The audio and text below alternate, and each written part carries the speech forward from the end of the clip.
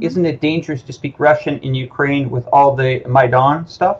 Do you have any comments on that? Yeah, I mean, that's actually a question that I do get quite often, and I guess I do understand why people might think that way. But I obviously grew up speaking Russian because it was still kind of the tail end of the Soviet Union. So me and my family still primarily speak Russian. I actually don't speak any Ukrainian. So I would say that in Kiev, especially, you're going to have probably half the population still primarily speaking Russian, and then the other half, is Ukrainian.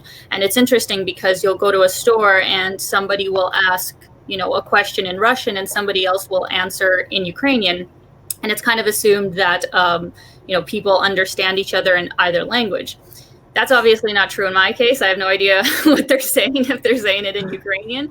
But yeah, I think that's a big misconception that somehow if you speak Russian that there's going to be some kind of like hatred or like, I guess it's a form of racism. I definitely haven't found that to be the case, even in places like Western Ukraine, like when I went to Lvov or kind of in the southern part in Chernivtsi. Like I spoke Russian to everybody and also told them, I don't understand Ukrainian. So they can make whatever assumptions they want about me, but I never faced any kind of, backlash, so to say, for that. By the way, when I was in Ukraine, I was in Kiev and I was asking people to teach me Ukrainian, but actually they were teaching me Russian all the time. Yeah. I was super confused. Yeah.